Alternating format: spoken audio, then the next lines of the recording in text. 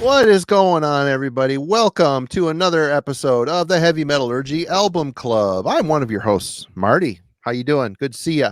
And we're down a man tonight, but we're going to take it as a power trio. Kellen, how are you?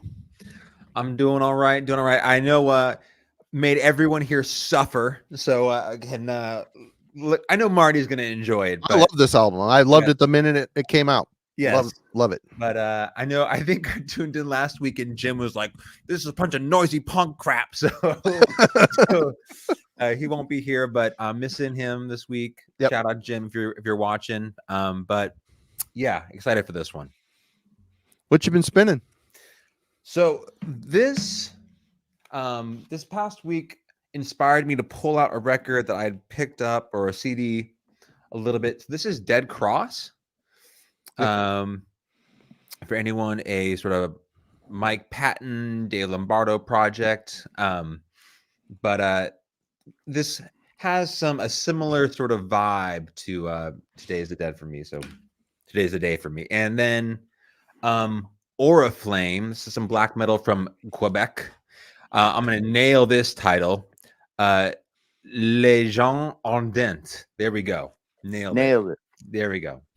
But what the hell did you do to your bloody ass finger? Oh man, this is the life of work for me, picking up all sorts of crap and cutting my hands on boxes and box cutters, and I come to you wounded, but nevertheless, we're gonna make this happen.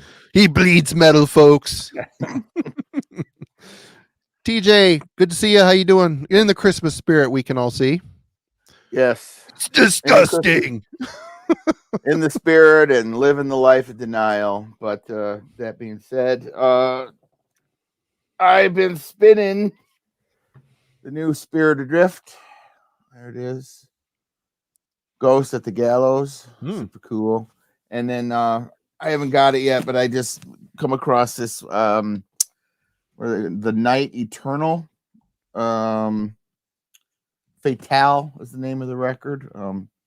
It's it's kind of smacking in the territory of that Unto Others, but with more of the vocalist sounds reminds me more of Danzig if he was in a cooler band, I guess. But kind of in that vein, so to speak. So, but yeah, so there it is. That.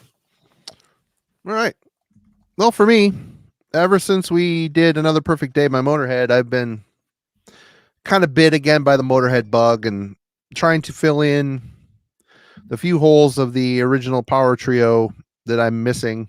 I had either burns of or just was going to wait to get on vinyl, never did.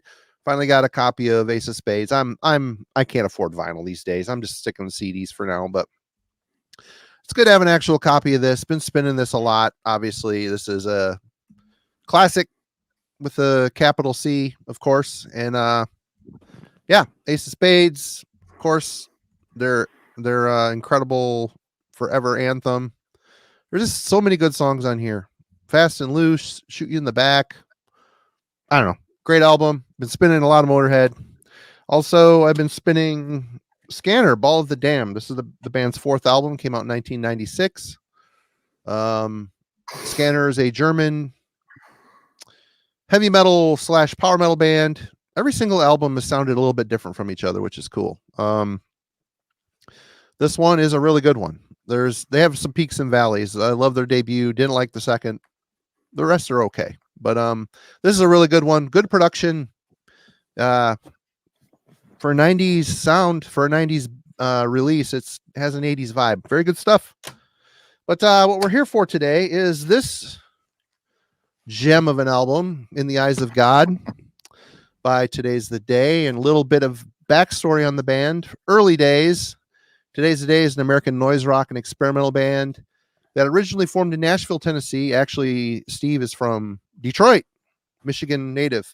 The band's diverse sound combines influences from areas such as noise music, avant-garde metal, grindcore, post-hardcore, and alternative rock, among other genres. Most of the band's recordings make extensive use of dissonance and sampling, as well as unusual production techniques and psychedelic overtones. Lyrical themes include depression, warfare, violence, altered states of consciousness, and mental disorders. And with this album, In the Eyes of God is the 5th studio album, released on July 20th, 1999 by Relapse Records. This is the band's 2nd album for Relapse. It is the only album by the group to feature Brann Dailor and Bill Kelliher, who came from Lethergy and ended up forming Mastodon a year later. First issued in 1999 on CD and vinyl formats. The vinyl was limited edition of 1,000 total. Blah blah blah blah blah. Anyway, that's the backstory on this. What was our first impression? TJ, we'll start with you since you don't really own this album. You've heard it, but you don't own it. Yeah, no, it seems like I had borrowed Temple of the Morning Star. Isn't that the one from you at one point? Yep. Trying to get into this band because I remember how hyped you were. You were just into these. Still guys. am. The early albums all the way up through this one are great.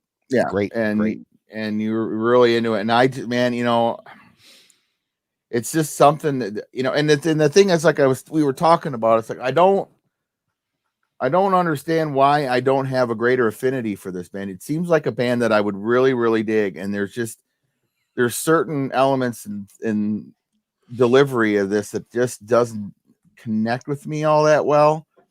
And the first time I heard, it just was, it's a mess. It's noise rock with posing as metal. It's just, it comes out at me in a way that just always struck me as, in a way I just really couldn't connect with. Having listened to it more now than I, ever did, I will say that I have found it grown on me. I even saw Tim in the comments saying it grows on you like a tumor you don't want. And I'm making the connections at this point with it. But we'll get further into that. But yeah, initially my first impression of this band, it was like, it just wasn't something I was into, when it initially back in the day. Here we are 24 years later and, have a few different opinions. For me, I love this the minute I heard it. I like it better. Everybody kind of triumphs Temple of the Morning Star as the best, and I like that album. I think it's really super experimental. They weren't quite there yet with the songs, which is funny because the album before it, Willpower, leading up to In the Eyes of God, this was my favorite Today's a Day record. I love this record. There's so much emotion on it.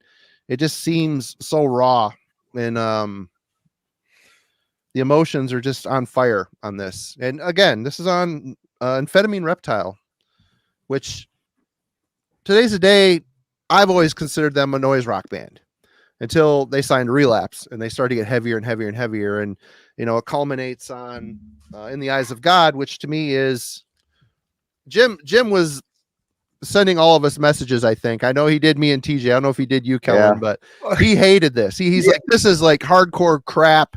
I don't get hardcore in this at all. I don't. Yeah, I don't know. To Jim, it's not. You're not here, Jim, to defend yourself. So no, I'm not. I get. I get why people don't like it. We'll take it easy on your balls, a little bit. But I don't know what you're hearing in this that smacks out as I don't know where you're hearing that at, but they're just not even remotely hardcore. I just, he texted me even, and I was just like, yeah, See, what he texted me was, Kellen, thank you so much for wearing the sweatshirt last time for Profane Order. I love that. I have listened to the war metal. So he texted you guys about how much he hates the Today's a Day. He wanted to praise me about how much he wanted to listen to Profane Order and listen to some war metal. So, well, but for me, this record is endlessly engaging. It's utterly ferocious, and I think it's 100% unique. There isn't really, I don't know. I don't want to say no one sounds like this, but it's just, he found the right lineup for this album. And really the albums that came after it, I liked a few of them, but it's a tough album to follow up no matter how you slice it. But Kellen, what'd you think? Obviously you picked it. You liked it. Yeah. So it's just for me, was so grating initially to first listen to it, but trying to place the sound is for me, and we talked about this a little bit, Marty, when we had the first time I came on Heavy Metallurgy to talk about Relapse, was this time period in the 90s where if you wanted to play slow and heavy, things like post metal and drone start to creep into the scene. If you were into really fast and aggressive, grind gets noisy and jazzy and kind of avant-garde-ish. So it's this weird sort of disruptive time period in a lot of ways for the metal underground. And I gravitated to this right away at a time period in my life when I was still kind of getting into metal. So I potentially was a little bit less sort of, I don't know, I didn't have quite the difficult time jumping into it. I can understand where Jim is coming from in the sense that like it doesn't sound like a traditional metal listen in a lot of ways. It's not at all. It's metal by way of noise rock and experimental avant-garde stuff. Right. It's just so left field. It's very much Steve Austin's band, right? Like he is the dominant force. Well, the lineup changed a lot. Right. So he's the consistent part that the thread Yeah. that keeps it together. And because his guitar work is, it's difficult to place, right? But I think there's a certain degree what I pulled out the Dead Cross for me. I remember also listening to a band like Phantomas, and Patton's work on that is just so left field. It's a very strange band, but they were also kind of circulating at the time. I think of their first records in '99. So it was, for me, I kind of heard it as like this really aggressive sort of noise grind project. But I was utterly captivated just by how wild the drum work was. The bass work. The bass work is freaking bonkers on this. It's so good. And I didn't know that they came from Lethergy, right? Mm-hmm. So, which is actually, I think, Pat's neck of the woods. I think he knew them when they were up in like Rochester at the time, and playing up there, which was this very sort of technical, kind of like a band that was influenced by Human Remains. Yeah, so it's weird techie death stuff. Yeah, weird techie death stuff, and it's very different. And like in a lot of ways, I kind of thought this would be a strange, non-traditional metal choice for us. At least, I could totally see if Jim was here and be like, it's not a metal record. Like, I totally get where it's coming from. But hopefully, to your point, they're on Relapse here. This is their second one. It's an odd time, I think, within the context of Metal Underground also, that it probably made some inroads into the heavy metal community. And, some people probably weren't so much on board. Others like yourself who were involved with Relapse at the time, right? Like it, from someone who had spent the early 90s getting into death metal and then spent how much of your time getting into like bedroom black metal, this was something that also grabbed you. So, and I do like, I do like noise rock. I do like some hardcore. I like some screamo type stuff here and there too. I don't really listen to that much anymore, but hardcore I still listen to on occasion.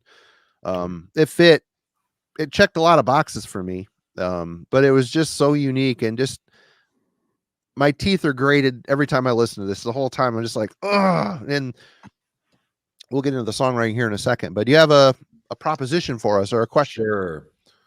Sure. So question here, virtuoso metal drumming from the 80s and into the 90s went something like Lombardo, Sandoval, long stretch. Double kick drums turned into blast beats, faster, and even faster. At the turn of the millennia, Brann Dailor threw out the rule book when it came to metal drumming, but his busy prog and jazz style potentially alienated metal fans specifically more than he amazed. Does heavy metal, as a general rule, offer more latitude to guitarists and vocalists than it does to the bassist and drummer? Why? When did this happen? And who made these rules?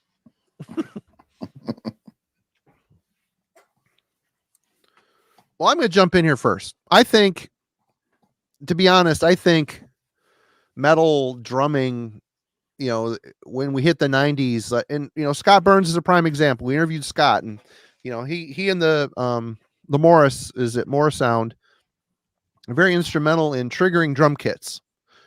They kind of got that whole ball rolling, and you know, whether you like the sound or not, what did it do? It brought drummers to the forefront. All of a sudden, you're not just, you know, a metronome in the background where you can't hear the kick drums. You can hear every piece of the kit now.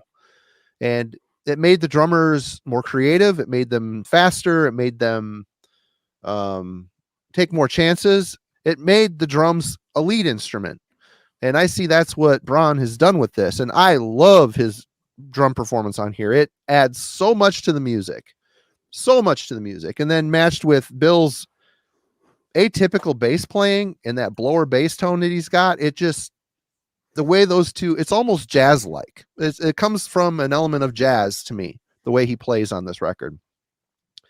You know, mixing in the blast beats and, you know, all these over-the-top rolls that should be gaudy. They should be out of place, but somehow it just makes the music that more ferocious. And in the case of this album, I think I find it odd that people and metal people don't like the performance like this, because it truly is impressive, yet highlights the music in all the right ways. Yes, it's over the top, but this album is kind of meant to be over the top in every aspect. From the, you know, Steve kept the noise rock style of vocals with the layered two or three vocal cuts, one or two of them heavily saturated with effects. I mean, it's meant to be a confrontational record. And the way Brann and Bill link up on this and as a power trio, and seeing them live, I saw them live twice during this era with this lineup, and it's just utterly devastating to watch live. It sounds different because it's not as polished, but it's even more feral. If that, I don't know if I answered your question going around and about here. What was the main thing? Sure. Do you think, I mean, metal as a genre offers, like, the people can understand a vocalist or a guitarist being given center stage, greater latitude to experiment, you know, on a record in a way that people in the metal community may not welcome this kind of busy drumming style? I feel like most people are used to a drummer hitting a fill and then getting to his spot and holding it down. Like that is the way you're supposed to play within metal. You have your moments. If you're a great drummer, maybe you have a couple of creative fills, you hit your spot and then you hold down the rhythm, and then your guitarist and vocalist, they're allowed to be at the forefront of any mix in a way and take greater creative chances. I guess another way to frame this would be, there was a conversation that was happening. I don't know, Lee, you know, literally from the heavy Art Talk. Everybody go check out Heavy Art Talk. Great channel. For sure. He's a drummer, and he talked about how, like, what a great drummer should do for a band is provide enough of a solid foundation to where the rest of the band members feel confident enough, sort of taking chances and pushing themselves to play what would potentially be beyond their ability, right? They feel so confident in what the drummer and potentially bass player are doing that the rest of the band can take greater chances. That's what a great drummer does. And I think at some level, Brann challenges that narrative. I think he almost is playing along often with a guitarist, or he's playing beyond what a riff is doing, essentially. And I think he just challenged that narrative, and metal fans weren't as receptive to that. They're kind of waiting for him to just shut up, right? Find your spot, hold down a beat, and then go ahead and do it. It sounds too busy and cluttered because he's constantly ghost notes or filling on top of ghost notes on the snare, fills after fills, doing like this weird roll type thing on the snare through a verse. I mean, but on this album in particular, I just see it as like a 3-point attack. And I think each musician is holding their own in their own sphere. You know what I mean? I think with Bill and Brann a little more linked up, where Steve's riff stuff is maybe not as complex, but there's so much other stuff filling in the bottom and the drums. It's perfect. It's just a perfect mix on this. So for me on this, the drums work. If every drummer played like this, if Def Leppard had, I know Rick Allen, he lost 50% of his rocking out ability way back in the day. But I mean, can you imagine? Did he though? I mean, can you imagine Pyromania with drums like this? I mean, no. I mean, there's a time and place for that. And this was the time, this was the place. And like I said, those guys are coming out of Lethergy, which is crazy, grind, death, weird, techie conglomeration of shit. They carried it over to this, and somehow it struck me as a very organic union. I don't know. What do you think, TJ? Well, I don't know. The question, I don't know how to exactly. I don't know. Let me see. So, you go here. We are today. Let's with drums, and you have this. I mean, you go onto YouTube and you can watch these amazing drummers all day. All these, and they're always metal guys or extreme jazz guys and stuff. And they're always so extreme. And it seems like we've gotten to this place. There's all these tech bands, and it's all this. It all seems to be where the expectation is we need a drummer that rips, and you see that with so many bands now where it's like the drummer is what's carrying these bands. The guitar work is just kind of average, and the riffs aren't anything spectacular, but then you sprinkle in super drummer, and then oh my god, the songs are amazing. Where you dial it back, you get into the early years. Here you have the guys that are writing riff monsters and insane guitar work and things like that, and then the drummer's just kind of riding underneath it, laying that proverbial foundation, but they're not doing, and I think with this record, at least in terms of the question, Brann is doing what I think he's always done until like even with like in Mastodon, he doesn't, he's an amazing drummer, but he doesn't play like this in that band. There are moments when he shines like this, but Mastodon's the type of band where you gotta hold it back. I mean, if you're playing like this over some of those heavy moving progressions. Well, exactly. And that's what I was just literally going to say was sorry. Style. No, you're fine. No, it's fine. I don't mind. Stylistically, it's like they write what they write, but the guitars are kind of taking center stage. They do all that chicken picking shit and all that stuff that they do, and their arrangements and stuff, and that kind of shines more in that. And Brann has learned to, he kind of backs up, and then plus he sings in the band now too. They all sing and everything, or all 3 out of 4 of them anyway. But he's still an amazing drum, but he doesn't do this. But when you get to this release, it's like it couldn't be anything other than this. I mean, with as ferocious as the delivery is on this, and the intent behind all that, and it just with every track, it's just so obvious what he was trying to achieve sonically, and so with the bands, it's like, dude, the guitar, the guitarists, I think in some regards, there was a moment when the guitars and the vocalists were, they would get that leeway, they would get that latitude.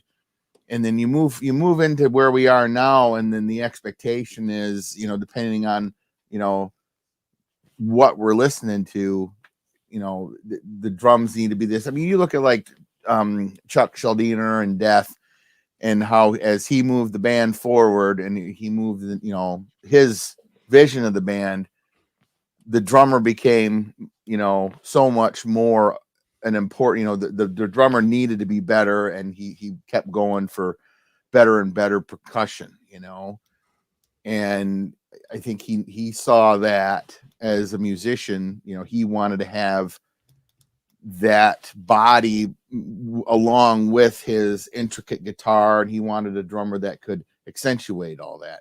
And here we are today where you see all these bands that are just, Revocation and these other insanely technical, bands. And it's like, if the drummer can't deliver, then the bands just aren't going to be, not going to be anything without it. So I think the expectation has shifted over time. Back in 99, maybe we were moving in that direction at that point. We were were getting into the internet and mass media and people having more access to this stuff and being more exposed to more intense styles and more elaborate musicians and what have you. So I think it's shifted over time, but I think and there was a time when Brann's playing and this band in general, would push some people off of this. I mean, even in 99, I liked tech stuff. I mean, that Human Remains record is I still been trying to find a good copy of it that somebody doesn't want $1,000 for. Love that album. And like I said, it's like some of the stuff that I just absolutely love. It's like, why did this band, bounce off me like it did? And today's a little different now, but it's the vocals, 100%. But that's part of it. But we'll get there. I don't want to jump too far ahead, but I don't know if I'm really answering the question that great, but I feel like I'm trying anyway. Well, do you think the drums are too much on this? Do you think it's too not much? At all? No, not even a little bit. I think the drums, it's all part and parcel of the delivery of what's happening here. If Brann was bringing anything less than what he did on this record, I just think it would just be kind of this schlocky kind of, oddly produced, weirdly mixed, with a dude triple mixing his vocals into a shitty microphone thing. It's part of it. It's just so much part of what this is. Just all the crazy jazz fills and the blast beats and the off kilter stuff. It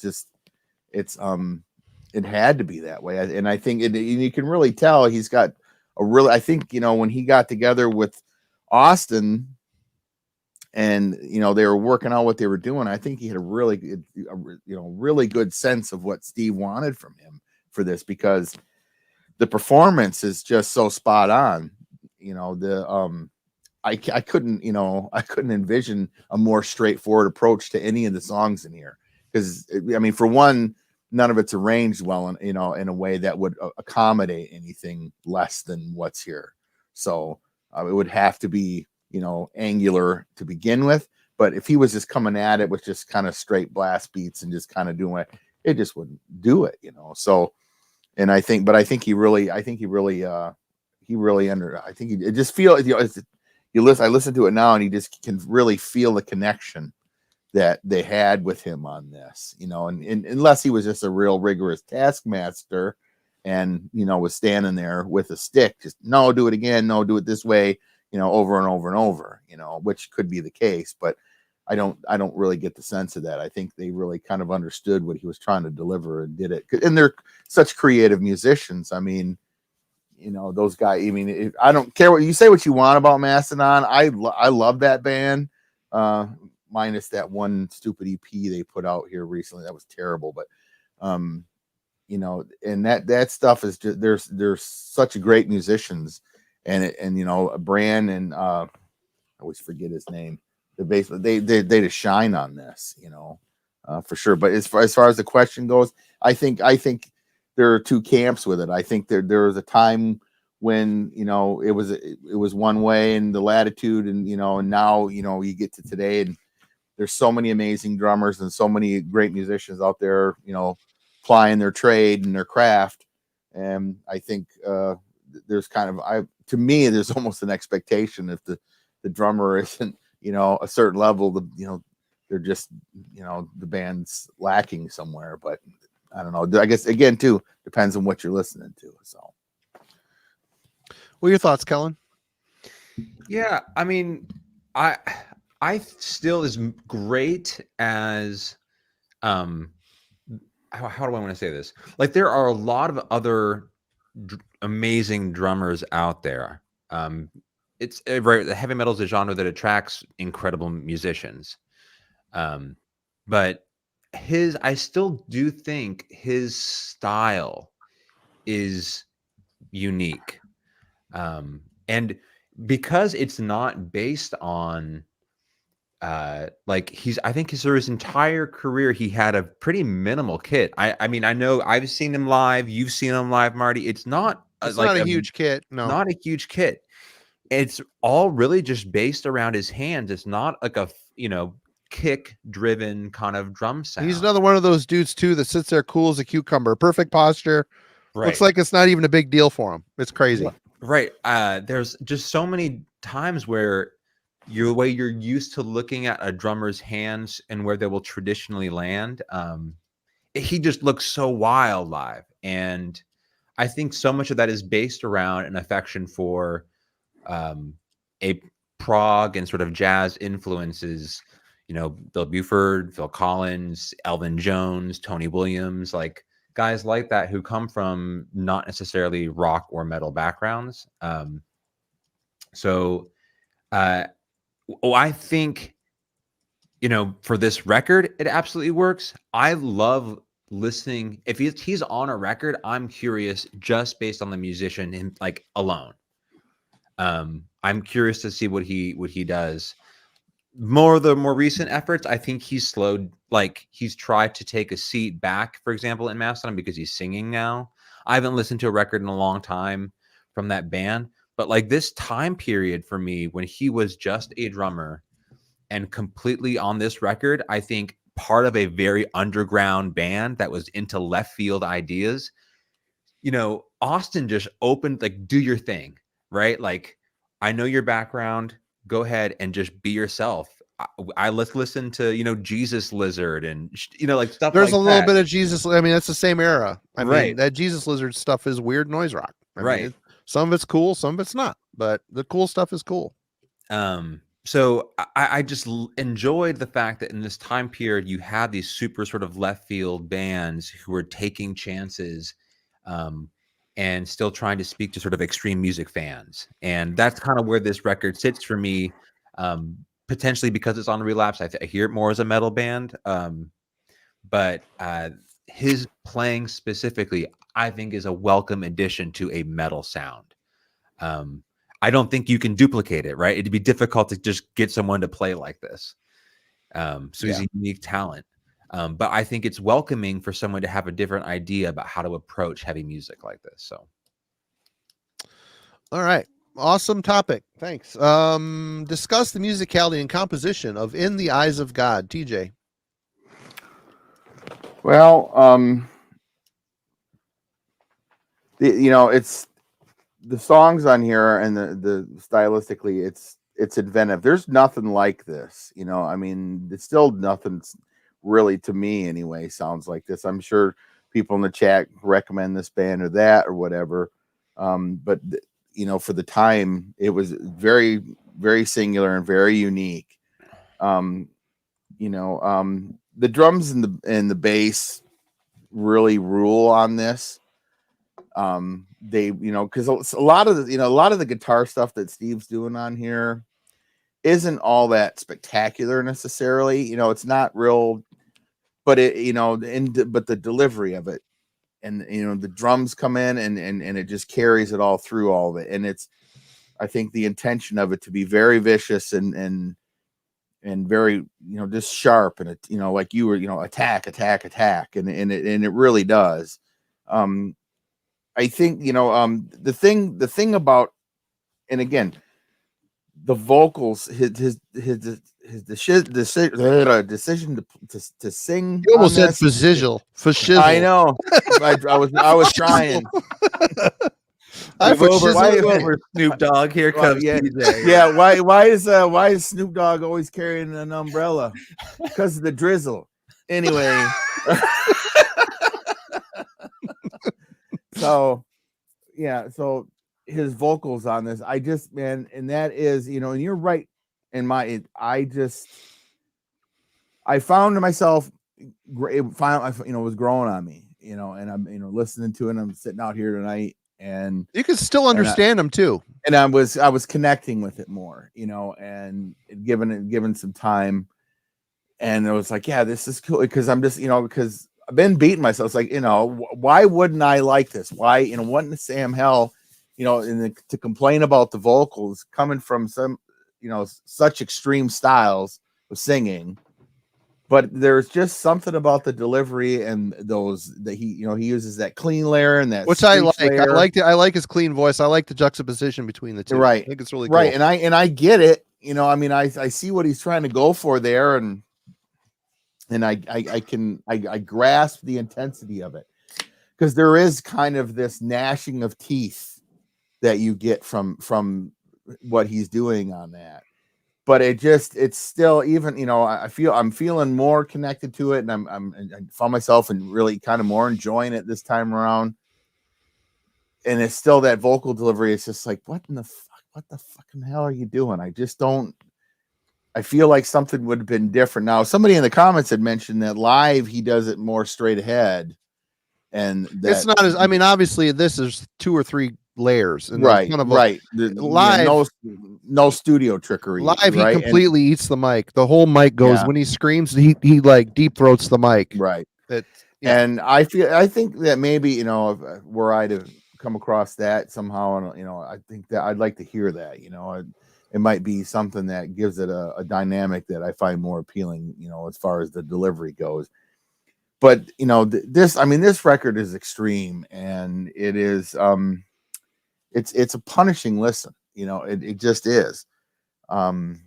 There's nothing. You know, it's just well crafted and well thought out. I mean, the man obviously, you know, he he knows what he wants shit to sound like, and he delivers it. And you know, again, it's angular in a way that would normally appeal to me, but there's still kind of, you can still kind of get into it, where, like, you know, like the you know, me and my Portal stuff, it's like that stuff is more of just kind of like this, here's this soundscape, you know, here's this, Well, it's this kind of sonic, in a way, it's kind of anti-music, which, you know, but fine. you know, is it though? I mean, I don't know. I It mean, it defies traditional. Yeah, I mean, the noise angle for sure, and I definitely got that. And I think that, again, with his vocals, you know, that's probably where that lives at more than anything. And that's probably what, because there's never been any kind of noise shit that I've ever listened to. I was talking about Portal, not Today's Today. Well, okay. You mentioned Portal. I said that kind of defies tradition. I mean, it's okay. I misunderstood. In a lot of ways, it's anti-music. Yeah, no, you know, yeah, I think this record is very musical. I think, you know, the simplicity of the, anyway, I'll get there. Sorry. No, you're fine. This record, I've loved this record a long time. I just want to talk about it. No, you're fine. And I knew this is kind of how this would go. And I'm actually surprised that I was more amenable to it this time around. I was, because he whipped it out, and I was just like, fuck, damn it. Like, you know, son of a bitch. And then the first time I put it on the next day, and in the car, and I'm just like, God, I just still fucking hate this. and you know, and I listened to a couple songs, and I shut it off and started listening to something else. And then I've been back to it, and I think 4 times. And so I listened to it once earlier today, and then I put it on the stereo today here in the cave. And, you know, I'm sitting here kind of putzing around with my guns and stuff, and I'm like, you know, this is actually really cool, and this song is really cool, and I like this, and this is good. And you know, and it's starting to grow on me a little bit. You know, I find that, you know, listening to it, it's like, I can sit and chew on it. It's just the vocals are still something that I don't know if I'm ever really going to get past it, but I found myself being more drawn into them. So I'm listening to it, and I'm like, God, I'm getting what he's doing. I don't know. And then there are moments when he shuts it off, where it's just his voice and not the reverb and the 3 layers that he puts together. And then it hits you, and you're like, what? Well, okay, I never noticed that before, and that's weird. And you know, so I start picking things out when I'm trying to really pay attention to it, as opposed to being offended by it. So yeah, it's the record is really well put together. You know, the songwriting is really it's inventive and angular and smart, and really it's vicious as shit. It just really is. Again, it's been a grower for me, you know, this time around. But anyway, as far as production stuff, we'll get to that. What do you think, Kellen? Yeah, I very much agree. Like, just the one thing that consistently stands out for this record is the like emotional register that it lives in. It's because if you look at the actual songs at a track listing, it plays out very much in terms of, if you look at it, it would be like a traditional grind listen. Like most of these songs are about 2 minutes or less or so. There are a few exceptions, but his guitar work though is not in that world. It's very much this all, like, if you were to look at the pacing of it at times, they look like sludge riffs in terms of the phrasing, but the tonality of it is totally different. And it lives in the same space with his sort of like affectation of a voice. Like, he's got that sort of post-hardcore sort of clean thing going on, but when he leans into that scream, it is that whole "fuck the world, tear it down" part. Oh And my oh my god, God. it's just like it so good. is more punishing than like 99% of like other metal records that I would listen to. And I think that's in a lot of ways what's difficult in terms of sustaining this record. Or it's difficult to sort of casually listen to it, right? Like, out of all the records, I could have put on that Motorhead record and kind of spent my day with it. I can't do that with this Today Is the Day record. It's sonically punishing. So it does usually take a little bit out of me musically to sit down and listen to it.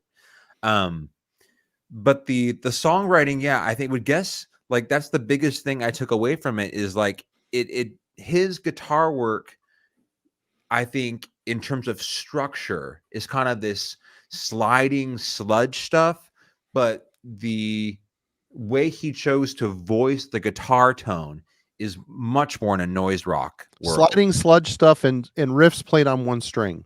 It is, yeah, like it's not even really chords. It's like, it's just kind of like this weird.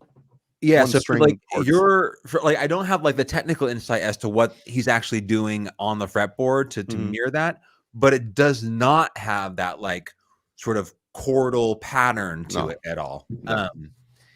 Then underneath it though, like, so Brann and Bill, I think, have this long tenure together. So I think he kind of brought them in and they're allowed to just kind of be themselves and work together. What they provide, I think, is a sense of dynamic momentum. Where these, to TJ's point, this would very much be this a lot of ways would linger, right? Like there would not have the same kind of pacing without them here.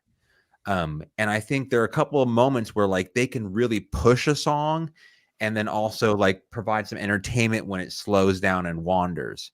Because when he goes into his like post-hardcore sort of sung thing, the song's kind of like just kind of buoy out in the middle of nowhere before it launches into something heavy again. So in those moments, Brann is sort of dancing in between that space with all these interesting little patterns before it jumps into something super heavy again. And they work together incredibly well. I had really no idea, how talented Bill was as a bassist. He's amazing, great bass player. I predominantly knew him as a guitarist. So the fact that he could kind of jump in and do that is pretty spectacular. But I think, and while Austin's performance is impossible to, I think, deny, he is the sort of powerful singular entity here. What's really interesting about this record is what's happening on the back end to me.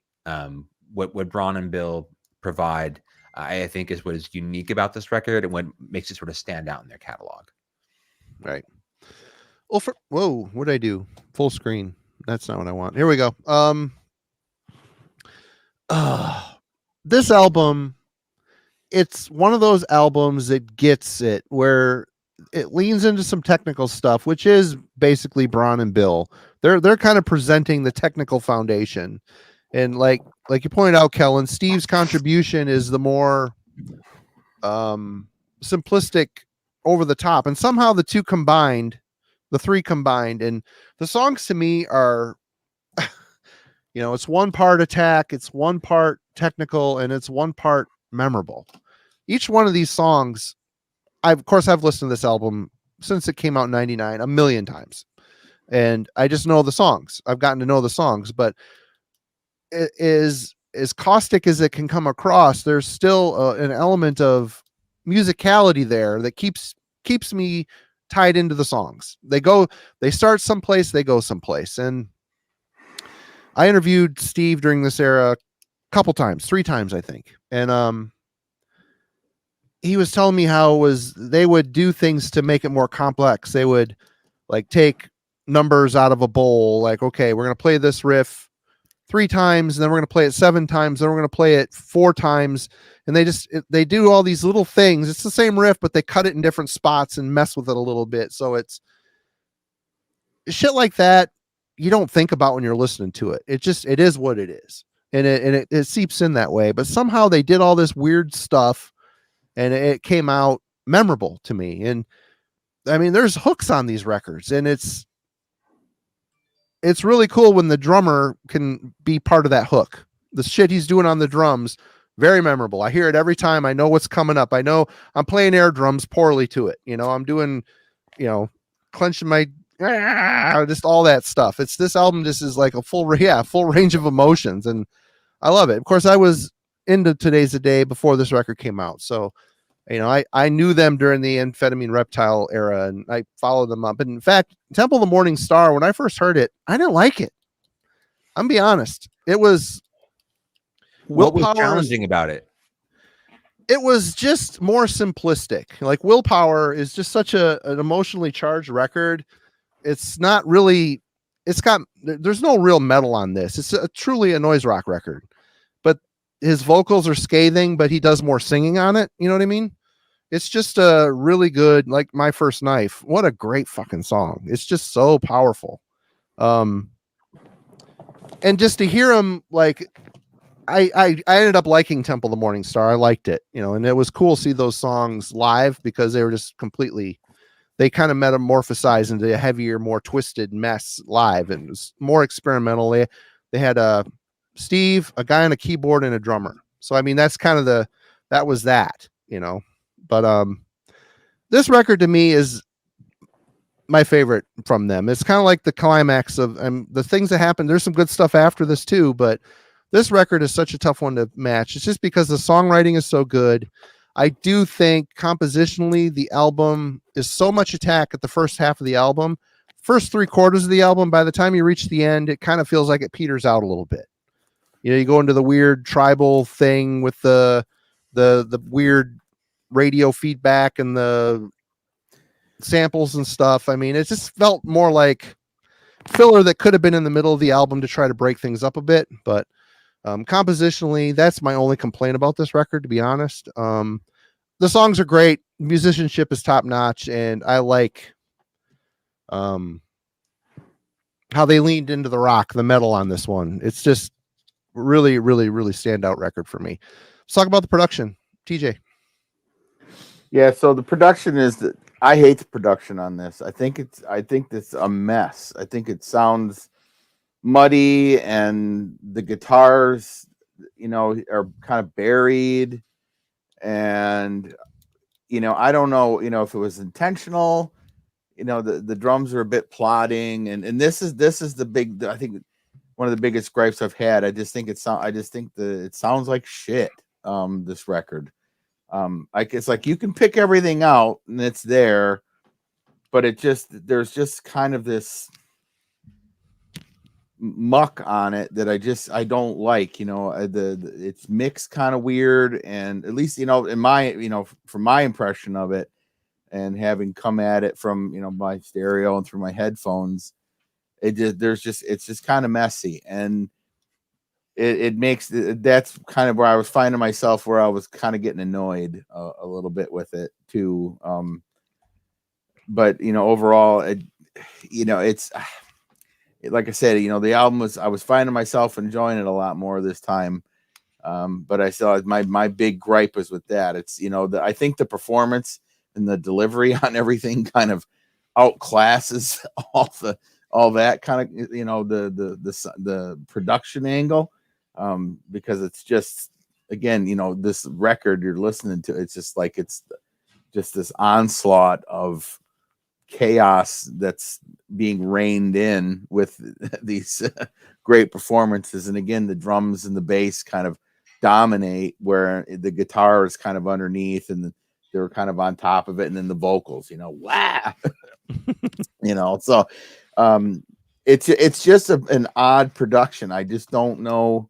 I mean, I remember reading something about he bought all the equipment out of the studio where Slayer recorded Rain and Blood. No, was that this record or was that the one after? I don't know. Remember? You don't remember? I can't recall which one it was, but apparently he bought all the equipment and recorded it on that. At least I remember reading that. I think I read that in Maniacs, but yeah, I don't remember.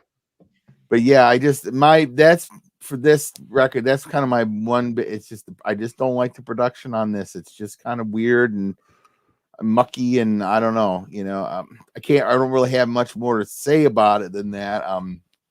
It didn't again, my experience is evolving with this, in my opinion as well. And so, it didn't hamper it anything. It's just sitting there and picking it apart. It's like, God, this record just sounds kind of shitty, so, but yeah. Kellen? It sounds to me in a lot of ways like a noise rock record. Yeah. Mm-hmm. It sounds like a noise.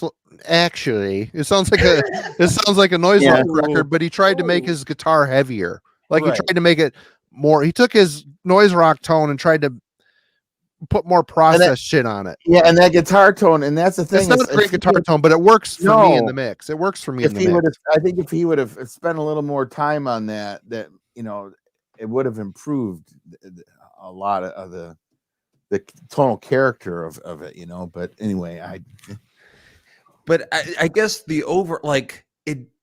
for me, it always struck as an incredible, yes, a very ugly sounding record. But I think that speaks to how to borrow, Marty's phrase, it speaks to how caustic the experience is. I don't know if you'd get the same sort of impact with a different sounding guitar tone. But I mean, I will also say, the presence, I don't know if that is just the proximity to where his mouth is in the mic. I mean, it's an SM57. He deep throats the whole. It just right. Yeah. But how you would understand vocal positioning within a mix, it sounds like he is right on top of you when he's laying into that screen. Yeah. It really consumes a tons of space in the mix. The one thing that I always go back to though is how pervasive, how tightly wound specifically Brann's snare is. Oh, the snare sounds fantastic on this. I love it. It just cracks. It is something that is difficult to avoid. It doesn't have a traditional sort of rock sound to it. It's a very sort of glaring sort of smack. So you cannot escape it during the entire time. And I think once again, that kind of adds to a level of aggression that the mix has for me. So it doesn't make by any means for an easier listening, right? If the band was already playing aggressive enough, the mix, I think, lends itself to that kind of personality. So when it peaks, I think it's works to the sort of the aggression of the record. But it doesn't often give you any space to sort of hide either. Even in its quieter moments, there's things that are going to sort of jump out at you and potentially punish you for listening to it. So a very aggressive sounding record, even in its quieter moments for me. Production for me is great. I mean, I don't love the guitar tone on here, but like I said, you could tell he took his noise rock guitar tone and tried to make it more metal, more rock, and it just sounds like a little overprocessed. And I like the fact that I can hear every piece of the kit, because it's the type of performance where I want to hear it. I want to hear everything, and that snare sound is fantastic. It snaps right where it needs to be. Bill's bass tone, it sounds like Blackie from Voivod's bass tone. And in fact, there's 3 songs in particular that have Voivod parts in them. Totally. 100%. And I just love how the bass tone and the drums interact. The drums are so clean and perfect. The bass is dirty, but you can hear every note he's playing perfectly. Steve's is the least complex element, so he's filling in those spaces. He's just bringing enough treble into the low end that it works for me. I can hear the riffs. They're kind of screechy. They're kind of sludgy. It's fine. It works. Like I said, I come from this. This is their second record, and this is a very caustic listen. It's very caustic. You can hear everything, but there's no lower frequencies. It's very sizzly, but you can hear everything. It sounds like a noise rock record. It's great. But this here, I love the production. I think it's clean. It sounds like there's a budget. Steve did the recording for it. I mean, he's a producer in his own right. He's done a lot of hardcore stuff out east. He's got a studio. He's done a lot of stuff over the years, but guitar tone, it works here, and I'm fine with it. On its own, if it was more predominant, it might have been a problem for me, but not a big deal. Least favorite songs, Kellen? So there's probably a couple of songs that really grabbed me. Track number 6, Mayari, and track number 12, Daddy. Both those songs have these moments where you can actually, the bottom end of the record fills out. These sort of double kicks will come in and provide a different kind of sound relative to what the rest of the record kind of has to offer. His drumming switches up a little bit, which I think is super memorable. And every time I listen to the record, it's like, oh yeah, he's got that gear. So those two tracks stand out for me. Track number 5, The Color of Psychic Power. Oh, that song is it's absolutely crushing. That song is so fucking great. If you're gonna say it sucks, I'm gonna come down. No. That's one of my favorites. Crushing song. It also starts off super busy. It has this like the bass line. It's like this weird pulsing. It's so cool, so different. And then the track that every single time I hear it, it kind of was like the turn towards home on the record, is the opening riff on Martial Law, which is the 14th track here. It's kind of like a slower, doomier intro. And that it's a nice little shift in terms of pacing on the record. So Tim, all right. Well, it's been a while since you threw something in the trash. So yeah, this one doesn't stay out of the trash, or unless the drums keep it out of the trash, maybe. But yeah. Okay. I don't necessarily, unlike Tim, I don't have any like tracks here that I think are terrible, because some of them go by so quickly that's probably the one thing, is like it's difficult for me to completely stay emotionally engaged. I haven't listened to it to the same extent that Marty has, I guess, but I have to pay a little bit more attention to keep track of everything going on here. But so there's probably less memorable songs by comparison to others, but none that I really hate. TJ? So a couple that I did pick, like I said, I'm still trying to kind of digest the record in a different way this time around, and so I thought Daddy was a cool, something that stood out to me.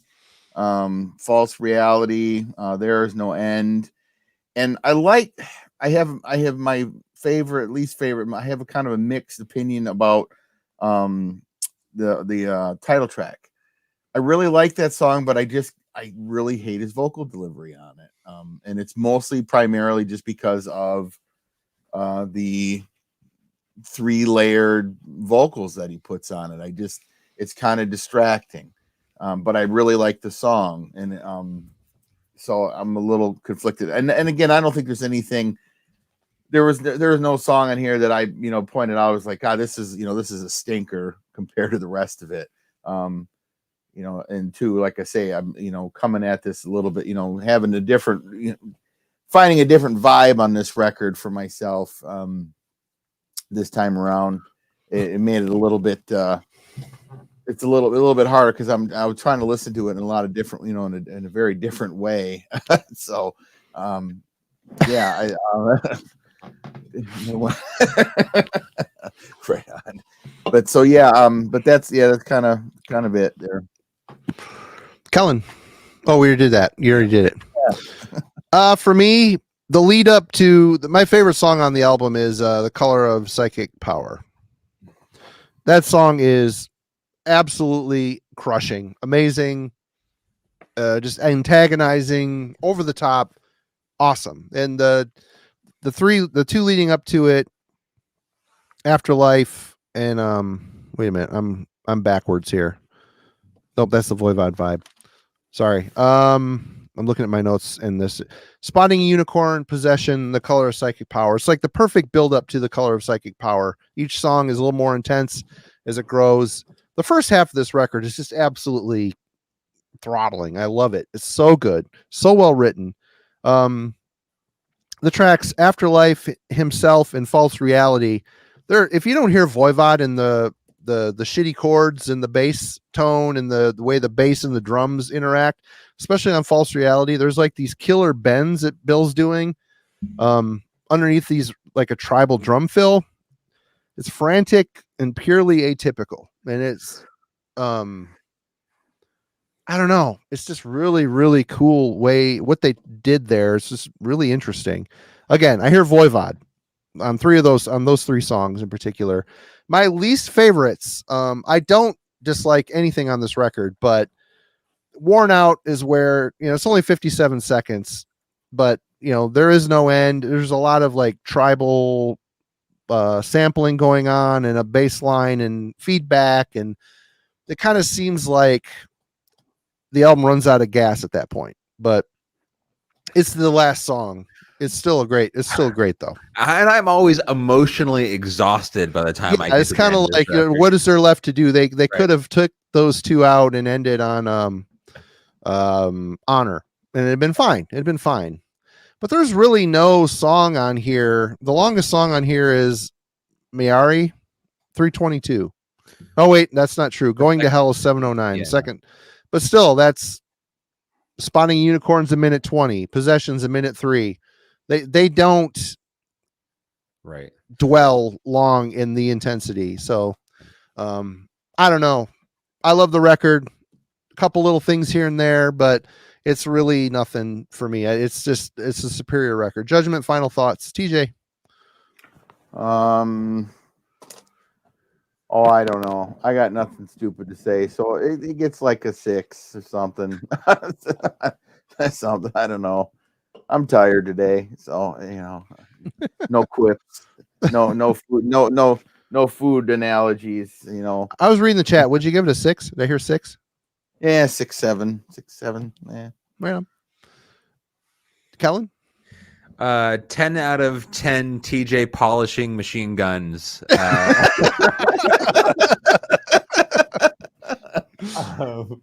But seriously, this is like one of those records. One, right? Like, we've talked about this before on Heavy Metallurgy. Like, this era for me is like, if I had done the nostalgia episode, this is one I could have brought out. Mm-hmm. As someone over the years, when I will try and go back and collect them, I want to get this like on a relapse vinyl. I'll save up whatever. It's going to cost me a little bit of cash and change, but I think they're going for over $100 now. But it's one of those things where you want to. There you go. That's what you get. That's what you get when What did you say, young man? Yeah.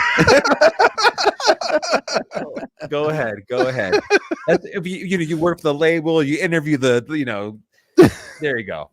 You're all your best friends hanging out. Yeah. You're my best friend.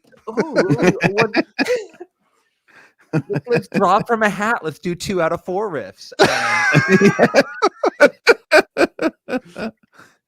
Anyway, but yeah, like this is one of those records I will want to grab and collect, and it is meaningful for me, just for the time period it came along in my life. But still, I pull it out and like I'm amazed by sort of the emotional trip that it puts me through. So a favorite record of mine.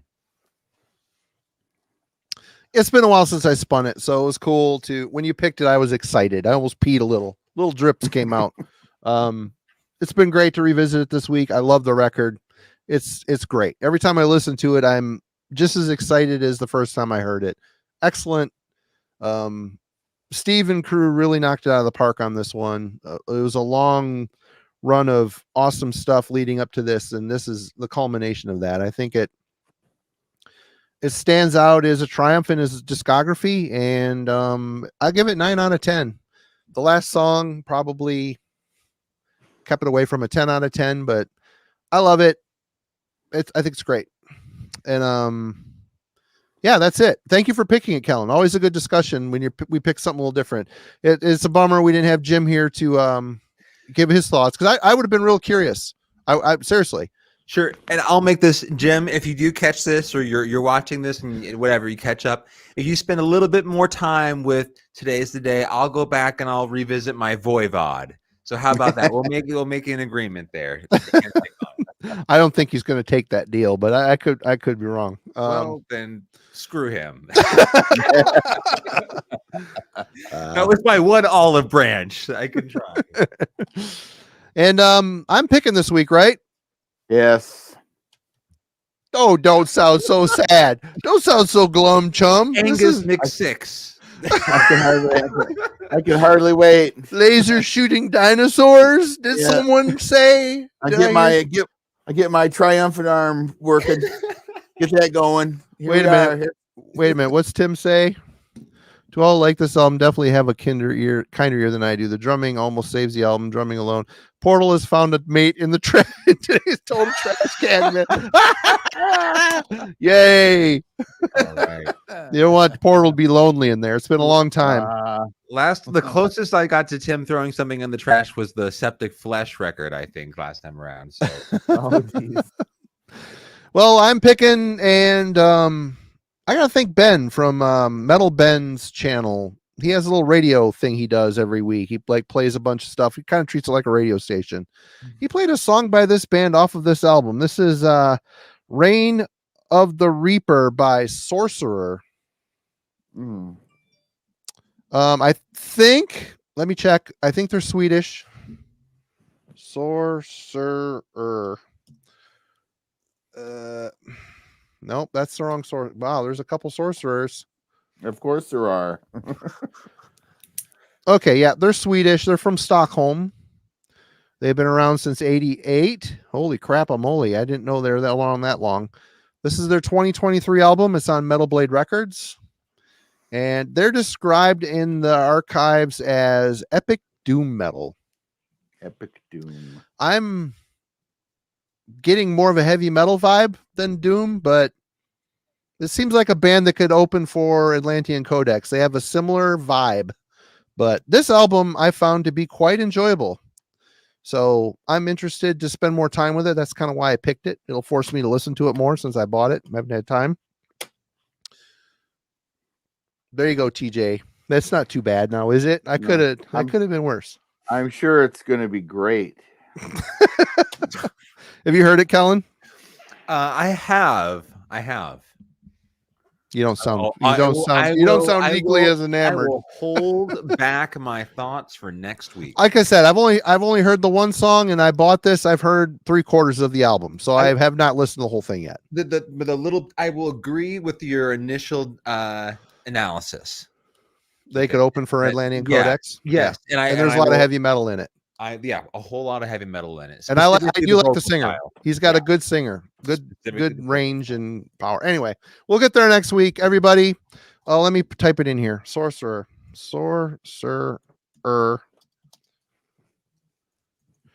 Reign of the Reaper. There you go, everybody. Thanks for joining us. We had a great time as always. Friday night show notes. We will have S. Craig Zoller, and we will be going through the Cirith Ungol, not Kirith Ungol, Cirith Ungol. Sorry, Alan. Hey, Gandalf said Kirith Ungol in the movie, so you're gonna have to take it up with fucking Gandalf. Nerds everywhere. Great. Now you and Alan can go build a fort underneath the kitchen table now, and compare At least notes. we'll be in the mightiest fort because we'll be right. Anyway, we'll be talking to Zoller, and we'll be hearing him perform probably most of the album. So get ready for that, everybody. And it'll be fun. We're gonna be ranking them as well. So we'll see you all Friday. Oh, I'm hoping tomorrow there'll be a review up if I get it edited tonight. So you'll see Simon back on tomorrow. Anyway, cheers, everyone. We will see you next week.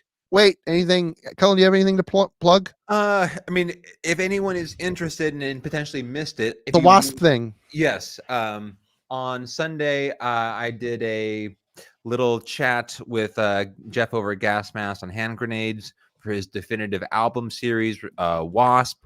I went with the debut. He chose Headless Children. That was a fun one. So if anyone, a little change of pace from today is the day, but if you want to go listen to a conversation about Wasp, we did that this past Sunday. You can check that on his channel. And if anyone potentially missed it, Alan and I jumped in for a Dark Parade review about a week or so ago. So if you want to catch up on that album prior to Friday's... Which band was that, Kellen? Sirith, Uncle, as the band pronounces it. So there you go. The band can be wrong. My chick Gandalf isn't in fucking Sirithungle, bro. If Tolkien was here and he had arrived the Silmarillion, then maybe it would be a different story. With that, we will see you all later. Cheers.